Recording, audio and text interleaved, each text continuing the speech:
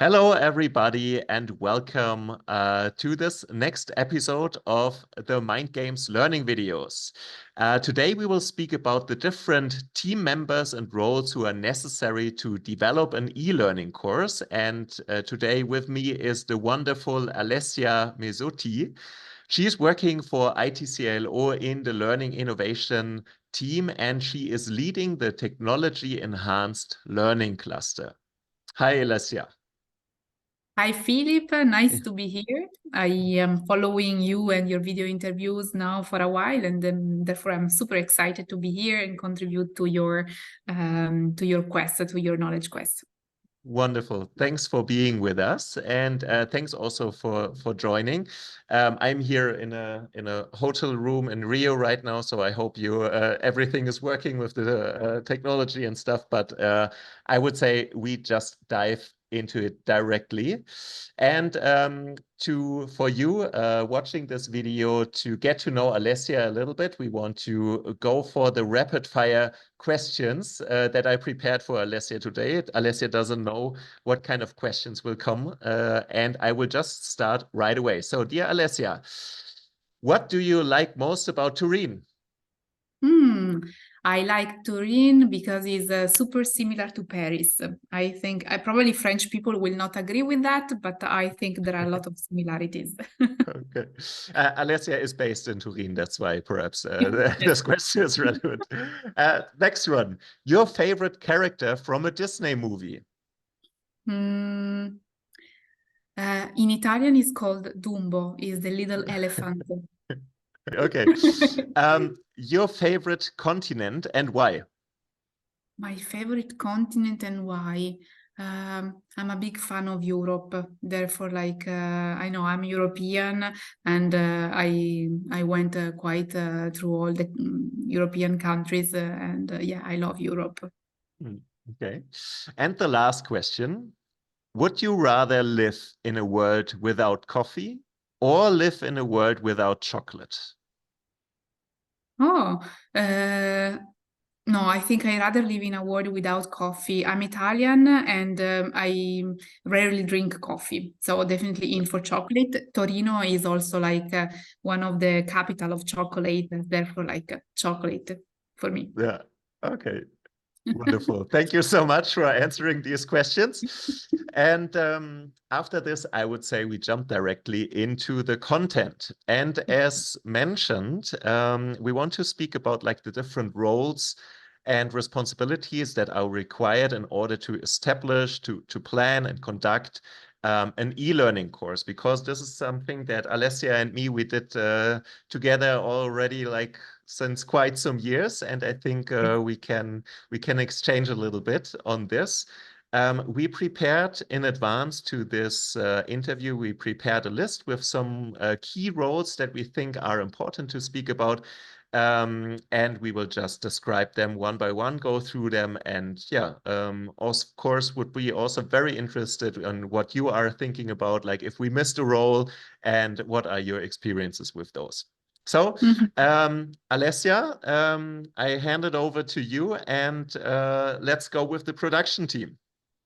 Yes, indeed, the production team has a specific role, includes a specific role, which is also a role that I am currently covering, or at least a role that I'm covering, I've been covering during the last years, given that I have acquired quite some experience in e-learning production.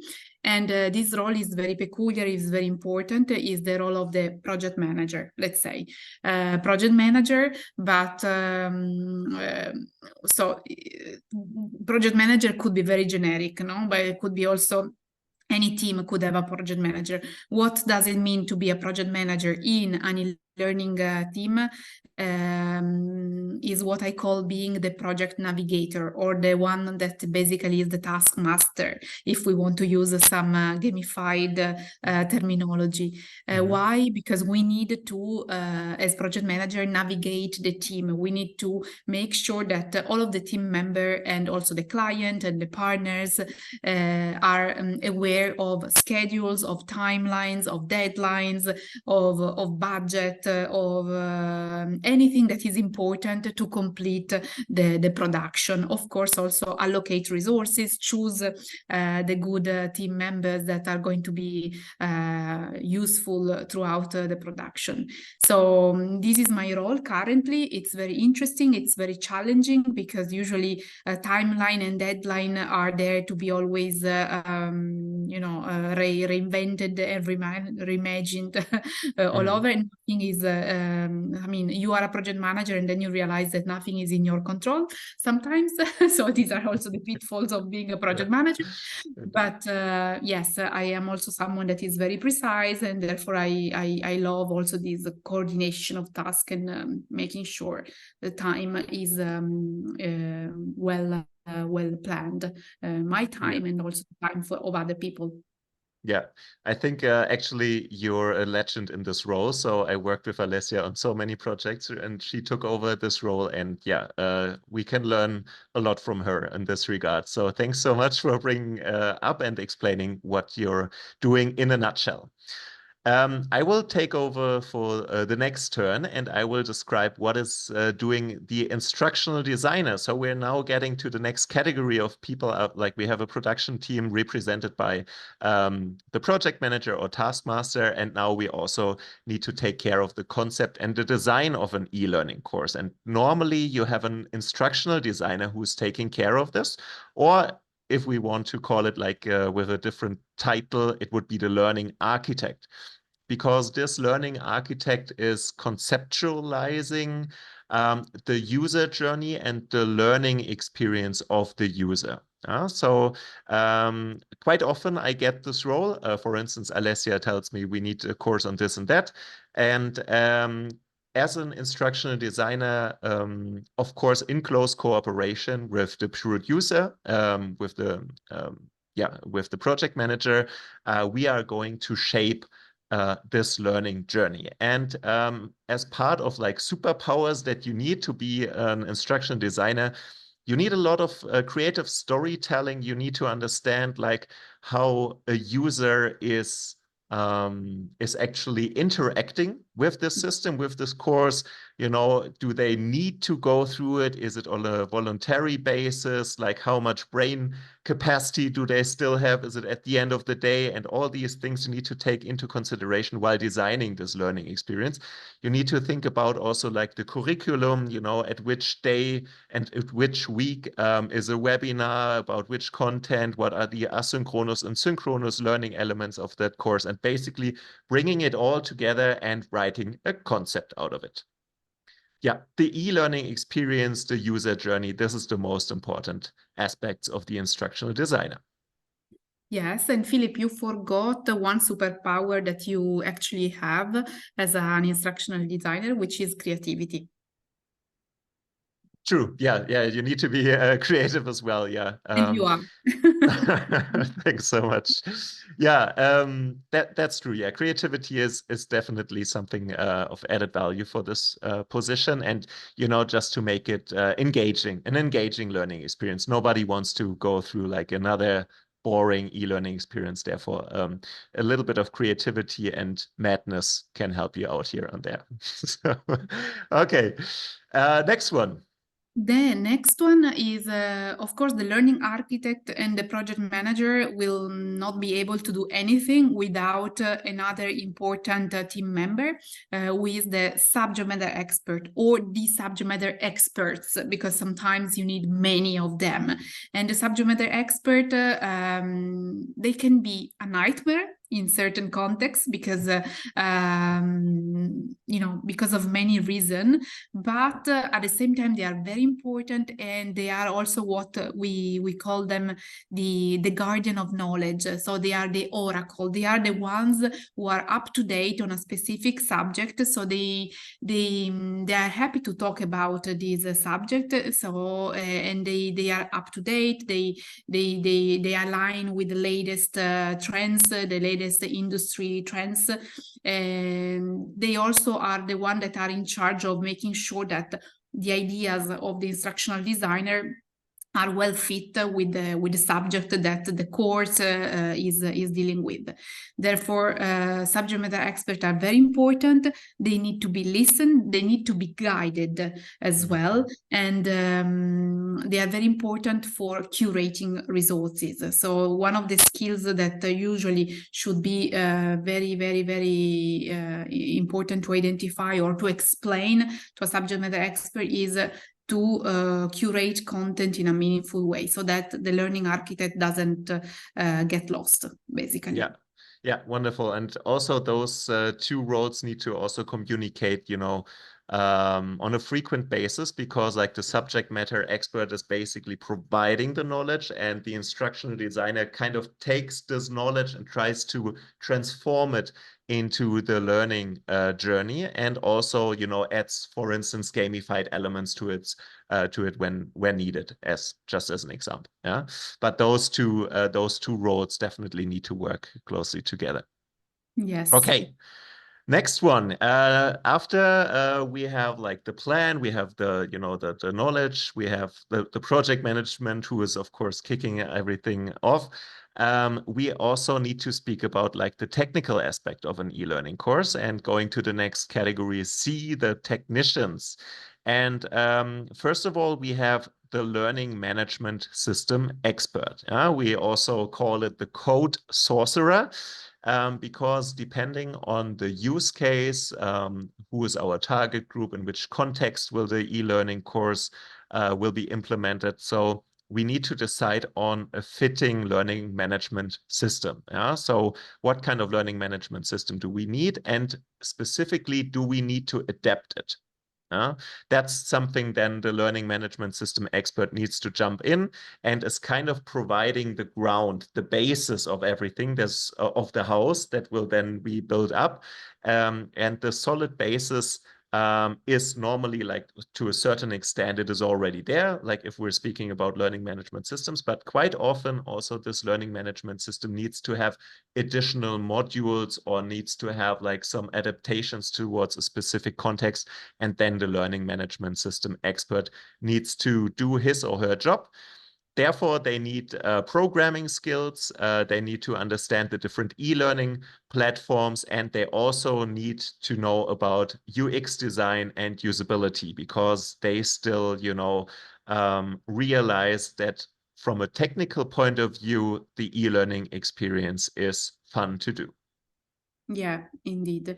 And if I may, just for those who are listening to that, a learning management system is a very generic way of labeling this. These are like platforms that host courses.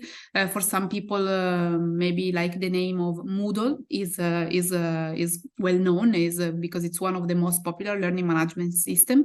There are many others, but just to give a name also to specific categories of platforms we are talking about, and maybe helpful for people to understand better. True. Yes, indeed. And the learning management system expert is not alone, because indeed we need a platform where to host, our course.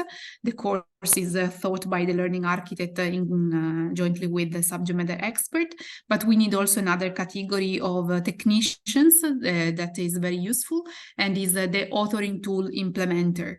This is what we usually call also the interactive alchemist.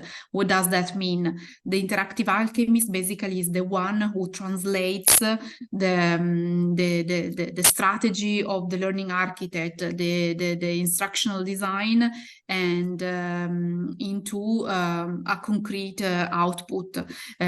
Usually we hear a lot talking about the production of SCORM modules, or we hear about the creation of interactive lessons, interactive modules. This is because the authoring tool implementer goes through a storyboard, which is created by the learning architect and the subject matter expert. So the subject matter expert usually is the one who revises the storyboard, so who revises the narrative, and then the authoring tool implementer give it life. Give life to this storyboard, and creates an interactive lesson, an interactive module, which contains some quizzes, some multimedia, some some videos. I mean, it gives to life, it gives life to it, and of course, following the guidance of the instructional designer. Indeed, yeah. Basically, like the builder of the house on the platform from the system designer. Now the authoring tool implementer is building the house, the modules that the architect, the learning architect, the instructional designer was conceptualizing before. Yeah. Yes.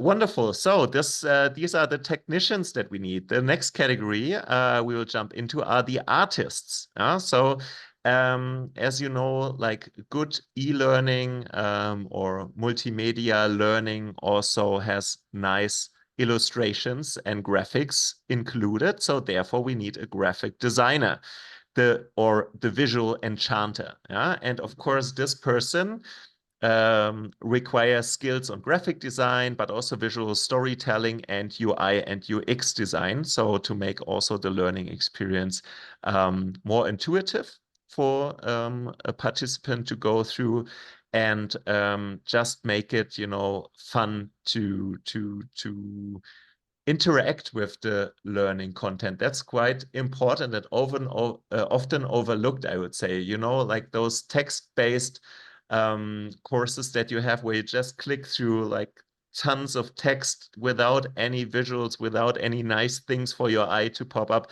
I think it's very important for the style of the entire learning course if you have like a good graphic designer. Yeah, so an important role, often underestimated, I would say, because like this also, you know, creates a unique style of the entire course, and the look and feel of this course is totally different depending on the style that you also select. And the style, of course, should also correspond to the target audience that you have. So it's a big difference if you are designing an e-learning course for children, for instance, or if you're designing an e-learning course for very conservative business guys. You have to adapt it, of course, to your target audience. So this is the graphic designer who is the pixel magician. Yes, and as a project manager, I usually try to create always a link between the graphic designer and the subject matter expert, or the graphic designer and the client, because I really need to translate the needs of the client and ask the graphic designer to fully understand what is needed, so that we meet these requirements that you were describing, Philip. So that's very important, the visual identity of the project. Exactly. And next to the visual identity, also what you mentioned with the subject matter expert, it's important that some concepts that the subject matter expert is explaining are also translated, you know, into a visual format. So therefore, those need to be also like in frequent communication, for sure. Yeah. Next to these graphic designers, sometimes, because I say sometimes because it's not compulsory, we also have another artistic role, which is the video wizard. So someone who is in charge of recording videos in a professional manner. And usually videos can be very, very powerful. For example, if you think about TED Talk style or masterclass style type of e-learning content, you really realize what an impact what an impact a video has on an e-learning course, because it makes it personal, of course. Usually it's very important if you have a super famous person that is really well known in the sector or in the subject, giving a mini lecture or a mini interview. Usually it is very powerful to include this in learning module, for example. Or sometimes video can also be illustrated video. It could be a video tutorial. I mean, there are many different type of videos, so it can be a powerful way of illustrating some concepts. It's not compulsory, but definitely if you want to include videos, then you need someone who understands how to professionally record a video in a way that is not too long, that is well taken, and is well recorded, that maybe includes subtitles, nice soundtrack. I mean, all of these elements are also very important because they are meaningful for the learning experience. These are all elements that contribute to the learning experience, not only the video itself, but also the music, the intro, the outro, the subtitles. So there are different ingredients. Definitely you need someone that helps you with this task. Yeah, I think it's a mixture of like a tech person and an artistic person, because like, yeah, of course, this person needs a lot of tech knowledge, but at the same time, like with the post-production that you were just describing, all the effects and stuff like this, you also need to be creative to do like a nice post-production for the learning videos, and it can enhance a learning video by quite a lot if you have budget for this to engage a video person, the video wizard. I think this is very often of huge added value. Mm-hmm. And the next one, and I think final in our list, are the testers, the first settlers, those people that take care of the quality assurance. Yeah? If you are doing an e-learning course and you just have one shot and it needs to be perfect, it needs to be on point while implementing it for the first time, then you definitely need to test it first. And after creating and developing an e-learning course for weeks and months, you're sometimes too deep inside to see some bugs that you have, not only in terms of the tech part, but also in terms of like the methodology and, you know, the didactic approach and stuff like this. It can be of huge added value to have testers who go through the course. And here we can distinguish between two types of testers. The first type of tester are kind of like experts, e-learning experts that are doing the job for years, and they can tell you, okay, I have like a couple of hours left. I can go through your course and I see, okay, perhaps you can improve this, a little bit, and they know what they're doing. They are experts and they will provide you with some professional feedback. And the other part is the local or the representatives of the target audience. This can be also of huge added value.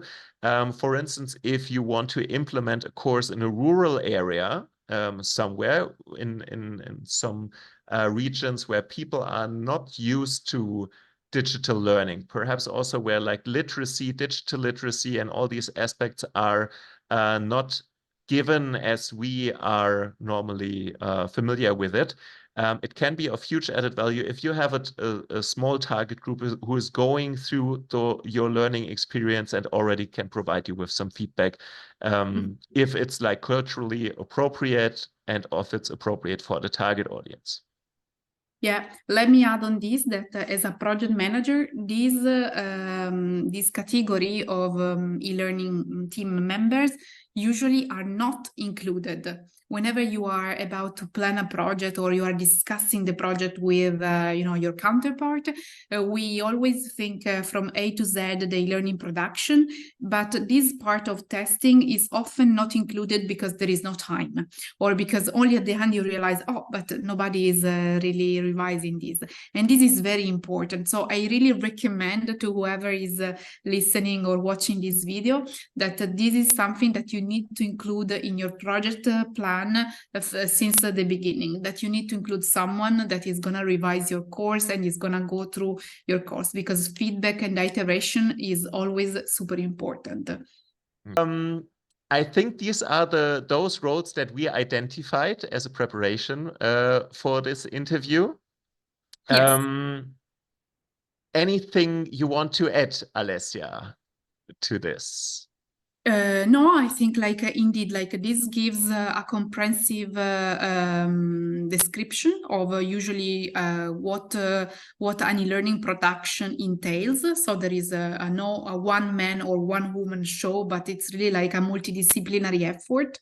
And I was really interested in contributing to this and thinking about what are the similarities between e-learning production and game production, because indeed there are a lot of synergies. I mean, you require a lot of synergies among team members. You need a lot of collaboration. You need a lot of creativity. You need also a lot of iteration, because the process is indeed quite an iterative process. Usually e-learning production is not, I mean, it can be fast in terms of technical aspect, but the process requires long time, because you need to involve a lot of people. You need, I mean, a lot of discussion, conversation, revision in order to make it accurate. So yeah, not to overlook also this planning part and making sure everyone is heard, everyone feels involved. So this part of, you know, orchestrating the team is quite an important one in order to make, you know, in order to complete a project, to make it a successful project. So I would say that these team members are definitely, you know, all important, and they will all contribute to an epic learning adventure.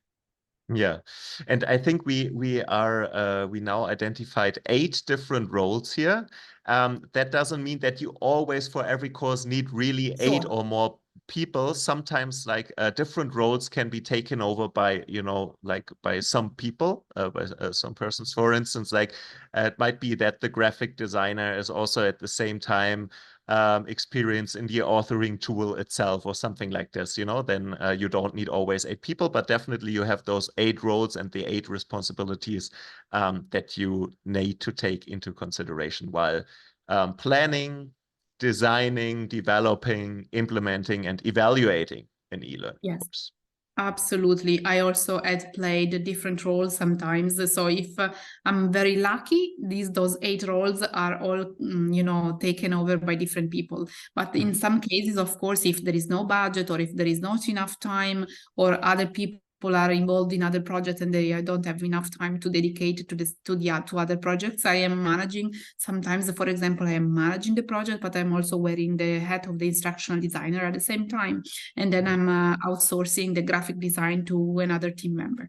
So definitely, I mean, there are a number of opportunities and possibilities to play with that. Yeah. Okay, I think that's it. Thank you so much, Alessia, for joining today's meeting. It was super nice, kind, and helpful as always to have you on board and to sharing your experience with us. It was great. Thank you. And of course, also dear audience participants, if you think, if you like what you saw, if you have any comments, something that we missed, something that you want to share, please write it in the comments. Would be nice to hear also your opinion and your experiences on that. We think these are, you know, some key roles for the e-learning course development. And yeah, again, Alessia, thank you so much for being with us. Thank you, Philip. And for those who are listening, maybe leave in the comments what's your role in the e-learning production, if you like, so that we know who you are. True. Okay, thank you so much. Bye-bye.